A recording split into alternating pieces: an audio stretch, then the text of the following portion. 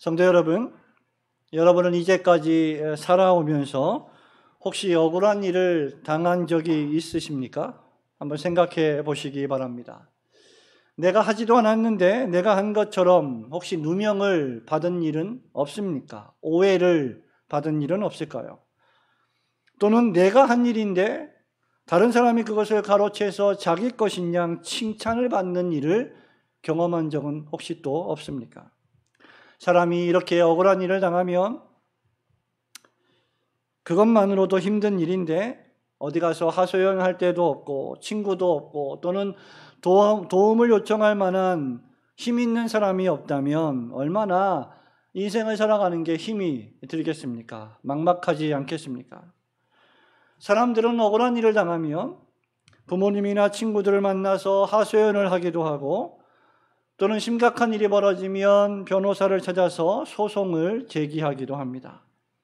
이도 저도 안 되면 술을 마시면서 신세한탄을 하기도 하지요.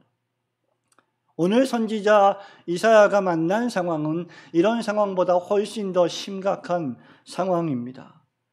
그것은 바로 하나님이 선지자 예레미야를 부르셔서 그 예레미야가 하나님의 일을 성실히 하고 있는데 그에게 닥치는 것은 조롱이요, 핍박이요, 반대와 비판이었기 때문입니다.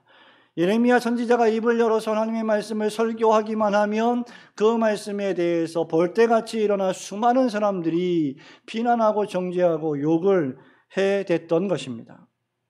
이런 일 때문에 심지어 예레미야는 하나님이 자신을 불러서 자신을 속이신 것이 아닌가, 내가 속은 것이 아닌가 하는 의심 섞인 한탄까지 하고 있습니다. 그래서 예레미야는 이제 말씀을 전하거나 설교하거나 복음을 전하는 일이 힘들게 느껴졌습니다. 더 이상 말씀을 전하지 않겠다고 결심하기도 하고 생각하기도 했습니다. 더 이상 신자로 살지 않겠다고, 신자로 살아가는 모습을 다른 사람들에게 나타내지 않겠다고 생각을 하기도 했을 것입니다. 하지만 그럴 때마다 본문에 있는 말씀처럼 그의 마음은 더욱 불타올랐고 결국 그는 입을 열어서 또 하나님이 주신 말씀을 전하지 않으면 안 되었던 그런 강한 확신의 소유자였습니다. 그리고 하나님께서 반드시 도우실 것을 믿으며 하나님을 찬양했습니다. 이런 의미에서 예레미야의 찬양은 조롱 가운데서의 찬양이었다라고 할 수 있을 것입니다. 수많은 사람들이 선지자 예레미야를 조롱하고 정죄하고 비판하는데 그는 그 가운데서도 묵묵히 인내하며 하나님을 찬양하고 예배하는 일을 결코 게을리하지 않았던 것입니다. 오늘 아침에 우리는 이 어려운 시절을 통과하면서 조롱 속의 찬송이라는 제목으로 하나님께서 주시는 위로의 말씀을 듣고 깨달으며 다시 한번 은혜 받고 결단하기를 소원합니다.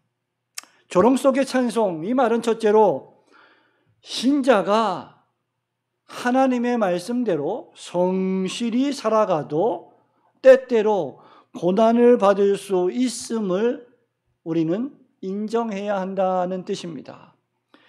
여러분 7절과 8절 말씀만 한 번 더 우리 큰 소리로 읽어보겠습니다. 각 가정에 계신 우리 자녀 또 부모님 함께 읽습니다. 시작. 여호와여 주께서 나를 권유하심으로 내가 그 권유를 받았사오며 주께서 나보다 강하사 이기셨으므로 내가 조롱거리가 되니 사람마다 종일토록 나를 조롱하나이다. 내가 말할 때마다 외치며 파멸과 멸망을 선포하므로 여호와의 말씀으로 말미암아 내가 종일토록 치욕과 모욕거리가 됨이니이다. 아멘. 무엇보다 선지자 예레미야는 자신을 부르시고 자기 자신에게 말씀을 전할 사명을 맡기신 하나님을 기억하고 있습니다. 그런데 놀랍게도 선지자는 하나님이 자신보다 강하사 이기셨으므로 자신이 조롱거리가 되고 사람마다 종일토록 자신을 조롱한다고 깊은 탄식을 올리고 있습니다. 여기 주께서 나보다 강하사 이 말의 문자적 의미는 주님이 나를 속이셨다는 뜻입니다. 물론 이 말은 반어법의 표현입니다. 예레미야 선지자는 하나님이 주신 말씀을 가감없이 전했고 그것이 하나님의 부르심이었고 그리고 그 하나님의 부르심을 받아서 열심히 조국 유다 백성들에게 하나님의 말씀을 전했는데 놀랍게도 그에게 돌아온 건 조롱이었습니다. 치욕과 모욕이었습니다. 그래서 하나님이 자신보다 강하사 자신이 조롱을 당한다고 말한 것입니다. 말하자면 지금 예레미야 선지자는 내가 속임을 당했다면 하나님이 그렇게 되도록 하신 것입니다 라고 말하는 것과 같습니다. 절대 주권에 하나님이 선지자로 부르시고 하나님이 사명을 맡기시고 선하신 하나님이 말씀을 주시고 그 선하신 하나님이 주신 말씀을 그대로 가감없이 전한 것뿐인데 그에게 돌아온 건 치욕과 모욕이었습니다. 왜냐하면 예레미야 선지자는 유다 민족의 반역과 죄악을 그들이 회개하고 하나님께로 돌아오지 않으면 하나님이 그들을 심판하실 것이다 라고 하는 멸망과 심판의 메시지를 전했기 때문입니다. 선지자는 8절 말씀처럼 유다의 죄에 대한 멸망과 심판을 예언했습니다. 타락한 유대인들은 이런 선지자의 말씀이 듣기 싫었습니다. 귀에 듣기 좋은 말, 살랑살랑거리는 말, 즐거운 말, 행복한 말, 아주 사근사근한 말을 듣기를 원했지만 선지자가 받은 하나님의 말씀은 죄를 회개하지 않으면 멸망당할 것이라고 하는 심판의 메시지였습니다. 그래서 그들은 선지자를 거짓말쟁이다, 민족을 속이는 자다라고 부른 것입니다. 그런데 이에 대하여 예레미야의 반응은 만일 내가 민족을 속이는 자라면 여호와께서 나를 속이는 것이고 여호와께서 너희를 속이는 것과 같다라고 말한 것입니다. 달리 말하면 하나님을 속이는 분이 결코 아니시니 이 메시지는 진실한 것이다 라는 반어법의 표현입니다. 말하자면 예레미야는 하나님이 주신 말씀을 받아서 있는 그대로 전할 뿐이라는 사실입니다. 하나님이 참되시니 그가 하신 말씀도 참되고 그 말씀을 전하는 선지자 자신도 속이는 자가 아니라 참되고 진실한 선지자다라고 하는 말씀입니다. 사랑하는 우리 성도 여러분, 오늘날 우리도 마찬가지입니다. 마치 하나님이 우리를 속이시는 것이 아닌가라고 하는 느낌이 들 때도 있을 것입니다. 우리를 신자로 부르시고 우리에게 고난과 고통만 주시는 것이 아닌가라고 느껴질 때가 있습니다. 신자가 하나님의 말씀대로 경건하게 살아갈 때에 세상 사람들은 도리어 조롱하고 비방하며 심지어 모욕하는 경우도 있습니다. 고요하고 단정하게 살아가며 성경 말씀대로 세상의 소금과 빛의 삶을 살아가며 아름다운 시민의 의무를 다하며 살아가는 교회들이, 신자들이 절대 다수임에도 불구하고 오늘날 그저 그리스도인이라는 이름만으로, 교회를 다닌다는 이름만으로, 이유만으로 사람들의 조롱을 받고 비방을 받는 경우가 있습니다. 오늘날 법이 보장하는 자유 안에서 예배를 드린다는 이유만으로 사람들에게 역차별을 당하는 일들이 벌어지고 있습니다. 이러한 때에 우리 신자들은 두 가지를 잘 생각해야 합니다. 첫 번째로 저와 여러분이 경건하고 거룩하게 신자답게 살아간다 할지라도 다른 사람들의 실수와 실패로 인하여 조롱과 비방을 받을 수 있다는 사실 말입니다. 둘째는 우리 자신의 죄와 실수로 조롱이나 비방을 받아서는 결코 안 된다는 것입니다. 주님의 사도 베드로는 베드로전서 2장 19절과 20절에서 이렇게 말한 바 있습니다. 부당하게 고난을 받아도 하나님을 생각함으로 슬픔을 참으면 이는 아름다우나 죄가 있어 매를 맞고 참으면 무슨 칭찬이 있으리요. 그러나 선을 행함으로 고난을 받고 참으면 이는 하나님 앞에 아름다우니라. 그러므로 이러한 때에 우리가 할 일은 계속 선을 행하는 일입니다. 지나치게 분노하거나 지나치게 원망하거나 불평하는 대신 우리는 계속해서 고요하고 단정하게 신자로서 이 세상을 모범적으로 살아가야 합니다. 언제든지 타락한 이 세상의 문화와 이 여론은 결코 교회에 호의적이지 않을 것입니다. 타락한 죄인들은 교회에 무조건적 반감을 나타낼 것입니다. 저와 여러분이 도덕적으로, 윤리적으로 매우 고매하고 깨끗한 삶을 살고 매주일마다 안식일을 기억하여 거룩히 지키며 예배를 드린다 할지라도 악인들과 죄인들은 자동적으로 그러한 하나님의 백성들을 미워하고 혐오할 것입니다. 우리가 거룩하고 경건한 삶을 산다고 해서 그들이 중생받거나 죄인들이 의인으로 변하거나 그들이 죄를 회개하고 하나님을 믿는 것은 결코 아닙니다. 죄인들이 의인이 되는 것은 하나님의 특별하신 섭리가 있어야 가능한 것이며 하나님의 은혜와 자비가 임해야 가능한 것이기 때문입니다. 교회의 본질적 사명은 세상의 비위를 맞추는 데 있지 않습니다. 코로나가 창궐하는 이 어려운 상황 속에서는 누구든지 죄를 회개하고 하나님께로 돌아오지 않으면 육신이 질병에 걸려 죽는 것처럼 영혼이 질병에 걸려 죽을 것이라고 하는, 그 영원한 멸망을 당할 것이라고 하는 사실을 교회는 전파하고 전해야 합니다. 그럼에도 불구하고 누구든지 자신의 죄를 회개하고 주 예수 그리스도를 영접하는 자는 구원을 얻을 것이며 영원한 생명을 얻을 것이라는 구원의 복음을 전하는 것이 교회의 본질적 사명입니다. 이것 때문에 저와 여러분이 조롱을 당하고 비방과 수치를 당한다면 그것은 예레미야 선지자가 당한 것처럼 아름답고 영광스러운 일이 될 것입니다. 비록 우리의 눈에 눈물이 흐른다 할지라도 말입니다. 또한 이런 말씀을 들을 때 유다인들처럼 선지자의 말씀을 듣기 싫어하고 죄를 회개하기를 싫어하며 바른 하나님의 말씀을 경책하고 경고하며 권면하는 참된 선지자를 미워해서는 안 됩니다.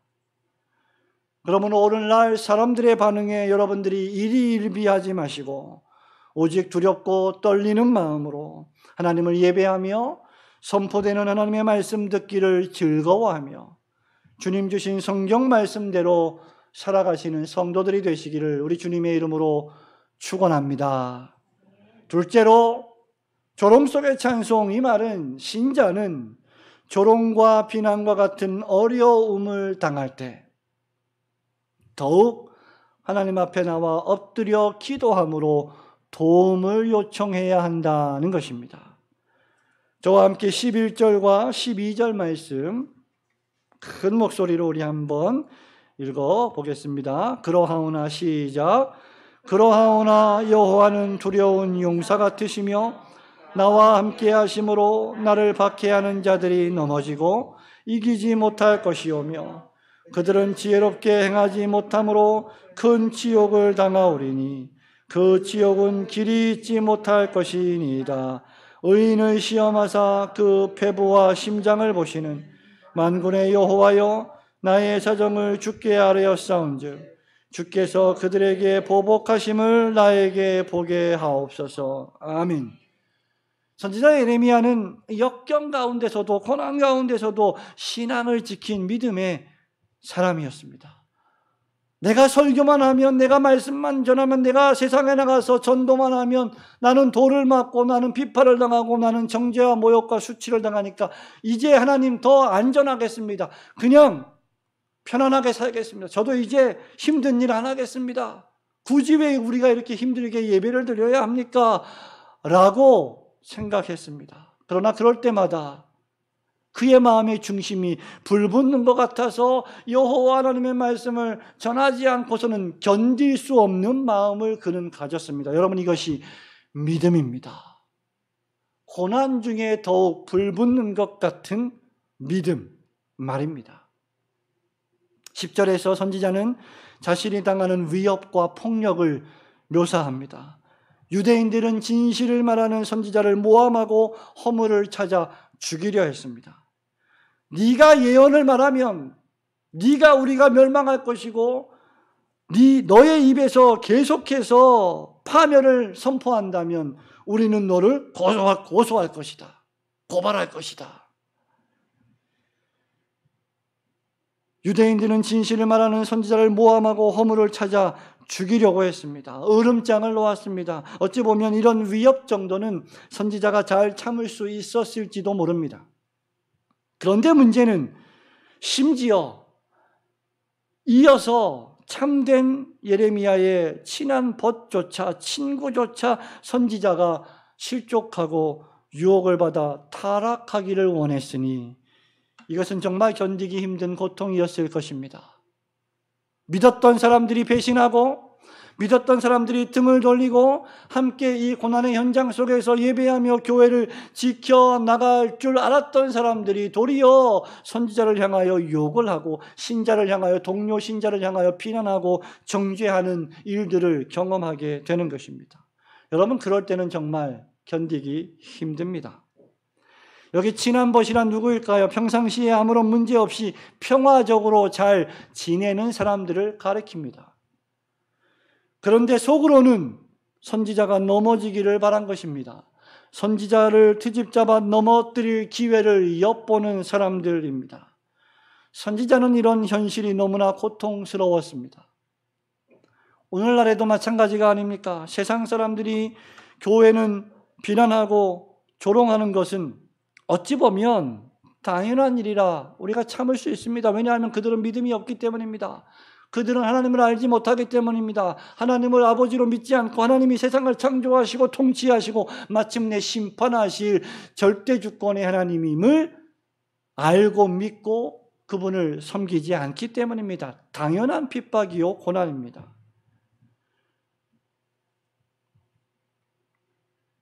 그런데 친한 법 가운데 같이 신앙생활하는 교인들 가운데 어떤 이들은 교회가 실족하기를 기다리며 트집 잡을 것을 찾는 자들처럼 행세하고 있습니다. 마치 자신이 그리스도보다 훨씬 더 의로운 자들인 것처럼 한국교회를 비난하고 도매금으로 한국교회를 정죄합니다. 우리 주님은 마태복음 10장 21절에서 신자들이 복음을 전할 때 물론 신자들이 고요하고 경건하게 살며 시민의 의무를 다하며 거룩하고 경건하게 살면서 복음을 전할 때 마태복음 10장 21절에 형제가 형제를 아버지가 자식을 죽는 데 내어주며 자식들이 부모를 대적하여 죽게 할 것이다 라고 경고하신 바 있습니다. 우리를 고발하는 자들이 집안 식구라고 친한 친구라고 주님은 경고하는 것입니다.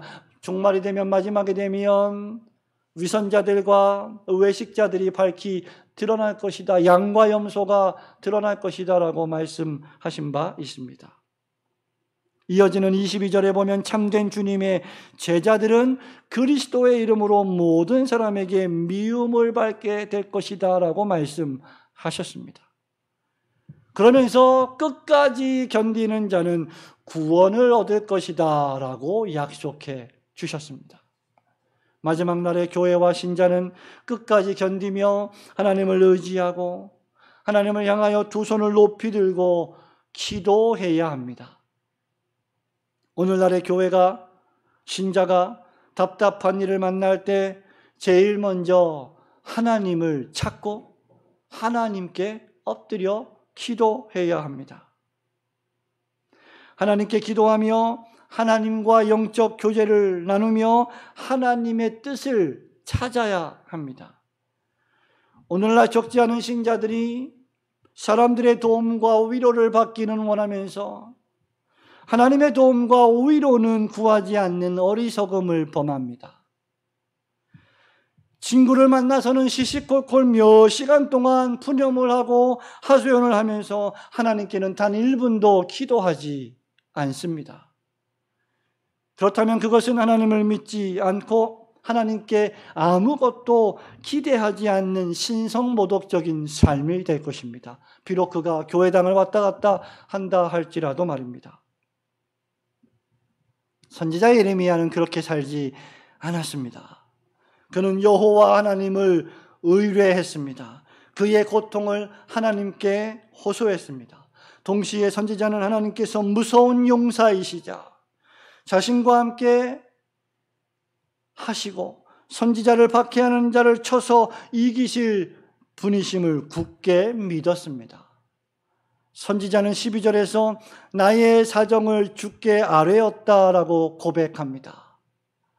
우리도 예레미야처럼 하나님께 우리의 생각과 감정을 고백하고 하나님께 대한 우리의 믿음을 나타내야 합니다.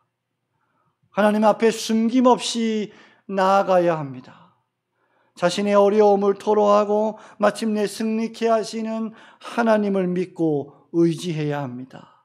세속의 가치에 영합하고 세상 사람들의 의견에 자신의 운명을 맡기는 자들은 하나님의 판단을 믿지 않을 것이며 하나님의 말씀을 중요하게 여기지 않을 것이며 하나님께 그래서 자기의 사정을 아뢰지 않을 것입니다. 하나님을 믿지 않기 때문에 말입니다. 그러나 참된 신자는 자신의 운명을 하나님께 온전히 맡겨야 합니다. 하나님의 말씀을 조롱하고 그리스도의 몸된 교회를 비난하며 자신의 교만한 의를 드러내는 모든 자들에게 무서운 심판이 있음을 알아야 합니다. 왜냐하면 그 무서운 심판의 날에는 본문 말씀에 있는 것처럼 사람의 폐부와 심장을 감찰하시는 하나님께서 모든 사람들의 마음속에 숨겨진 그 은밀한 마음의 동기까지 낱낱이 폭로될 것이기 때문입니다.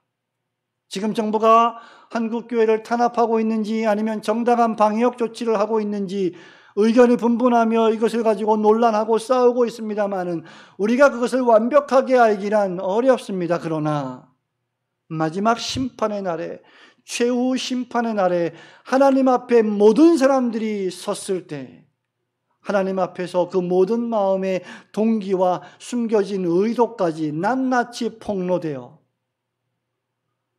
하나님을 비방하고 하나님을 모독했다면 그들은 정죄를 받고 영원한 심판에 떨어지게 될 것입니다. 반면에 그날의 참된 신자들은 의의 면류관을 받음으로 그동안 주님을 위해 주님의 몸된 교회를 위하여 성도들을 위하여 이웃들을 위하여 살아간 날들이 옳았음을 인정받게 될 것입니다. 칼빈은 이 11절 주석을 통하여서 이렇게 말합니다. 하나님께서는 자기 종들을 악한 자들의 저주 속에서 상처 입게 하시다가도 정당한 때가 되면 그들을 도우시는 분이시므로 우리는 주께서 그러한 비방을 안개처럼 즉시 소탕해 주실 것을 전적으로 기대해야만 한다. 언제일지 모르지만 하나님은 우리를 고난에 처하게 하시다가도 그 고난과 핍박과 정죄와 모욕과 지옥을 안개와 같이 순식간에 소탕해 주시는 분이시다라고 칼빈은 고백하는 것입니다. 그러므로 지금 우리가 당하는 고난과 환난이 무엇이든지 장차 우리에게 임할 영광과 좋기 비교할 수 없음을 굳게 믿고 항상 하나님을 의지하며 기도하시는 성도들이 되시기를 주님의 이름으로 축원합니다.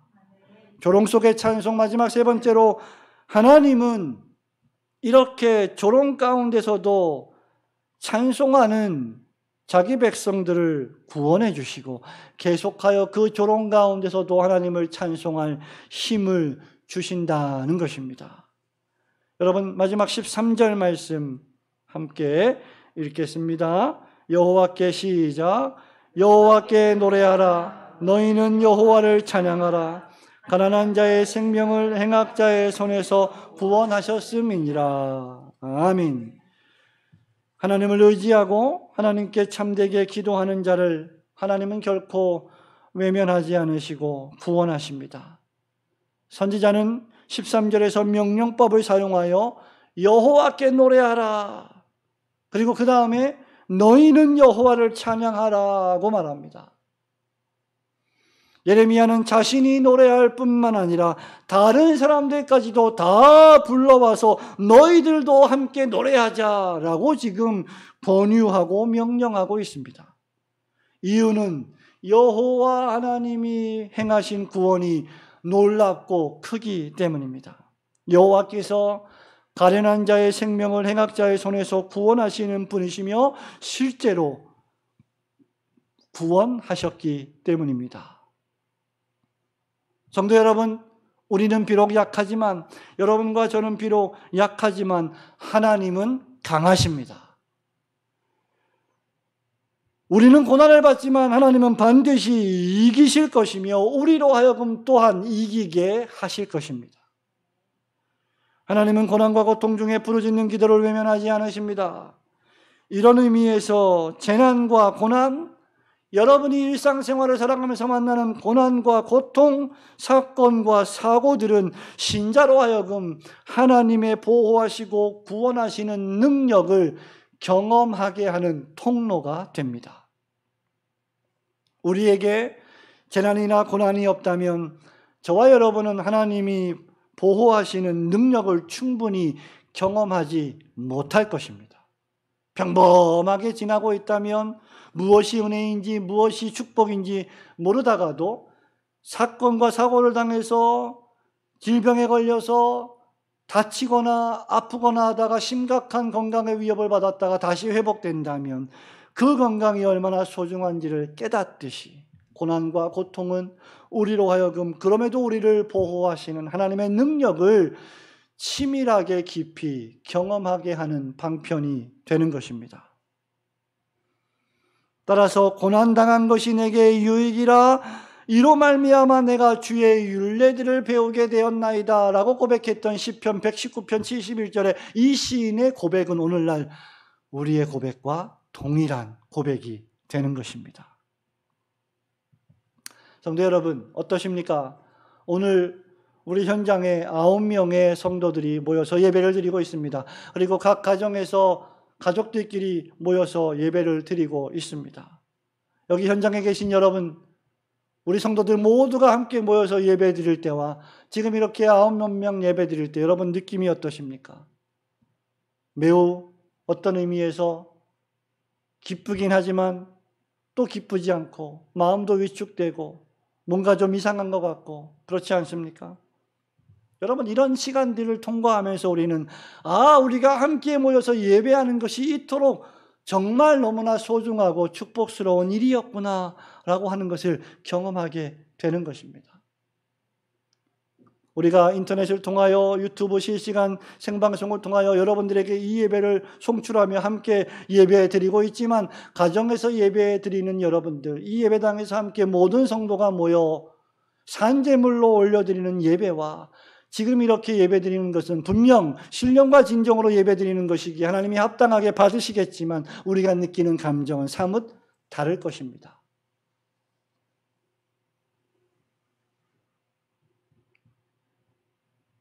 그러므로 이러한 시간들을 통해서 우리는 우리에게 주신 주님의 은혜가 그동안 얼마나 소중한 것이었는지를 경험하게 되고 그로 말미암아 바로 이것이 조롱 속에 또다시 하나님을 계속하여 찬송할 수 있게 하는 원동력이 되는 것입니다. 고난을 통하여 하나님의 백성들을 하나님이 주시는 찬송의 힘으로 하나님을 더욱 사랑하며 찬양하게 됩니다. 고난을 당할수록 목사는 어떤 의미에서 더욱 강하게, 더욱 뜨겁게 예배하고 설교하는 마음을 갖게 됩니다. 아마 여러분들도 마찬가지일 것입니다. 예레미야는 유대인들의 조롱과 악인들의 비방과 모욕 속에서도 고통을 당하며 하나님께 탄식하고 슬피 울며 아픔을 토로하고 절망 중에 부르짖었습니다. 어느 때까지니까 주님? 하지만 하나님께서는 그 기도를 다 들으셨습니다. 선지자의 기도를 들으신 하나님은 오늘날 우리의 기도도 들으십니다. 미가서 7장 7절에서 선지자 미가는 오직 나는 여호와를 우러러보며 나를 구원하시는 하나님을 바라보나니 나의 하나님이 나에게 귀를 기울이시리로다 라고 노래했습니다. 따라서 신자는 구원이 오직 여호와 하나님께만 있음을 깨닫고 하나님의 절대하신 능력이 이 세상의 모든 악과 죄로부터 우리를 영원토록 보호하신다는 사실을 굳게 믿어야 합니다. 마치 우리가 하나님으로부터 버림을 받은 것 같이 느껴질지라도 온 세상 사람들이 우리를 정죄하고 비난하고 모욕한다 할지라도 마치 심각한 절망 속에 빠진 것처럼 보일지라도 교회가 패배한 것처럼 보일지라도 하나님이 숨겨놓으신 7,000명의 의인이 있음을 깨닫고 하나님께서 마침내 악인을 물리치시고 우리를 구원하실 때까지 끈질기게 인내하고 기다려야 합니다. 하나님께서 자신을 의지하는 자를 마침내 구원하실 것이기 때문입니다. 사랑하는 성도 여러분, 말씀을 맺습니다. 하나님을 믿는 신자가 말씀대로 성실하게 살아간다 할지라도 조롱과 고난을 받을 수 있다고 했습니다. 그럴 때 신자는 하나님을 의지하고 하나님께 도움을 기대하며 그 하나님께 진실되게 기도해야 한다. 자기 사정을 하나님께 아뢰어야 한다라고 말씀드렸습니다. 그렇게 할 때 하나님은 마침내 우리의 기도를 들으시고 우리를 구원하시고 우리에게 그 구원의 하나님을 찬송할 힘을 주신다라고 했습니다. 그러므로 이제 진실한 신자는 우리를 도우시고 구원하시는 하나님으로부터 떨어지지 않도록 늘 조심해야 합니다. 히브리서 기자의 표현대로 하자면 세상 풍조에 흘려 떠내려가지 않도록 너희의 처음 들은 말씀을 기억해야 합니다. 영적으로 졸지 마십시오. 영적으로 주무시지 마십시오. 늘 깨어 근신해야 합니다. 우리의 신앙의 여정 속에서 세상이, 죄와 악이, 사단이, 마귀가, 친구가 우리를 유혹하고 조롱하고 비방하고 모욕한다 할지라도 우리 안에 내주하시는 성령님께서 주시는 믿음의 능력으로 그 모든 것들을 넉넉히 극복하고 이겨내야 합니다. 오늘날 교회를 향하여, 신자를 향하여 때로는 정당하지 못한 세상의 비난과 조롱이 난무하고 있습니다.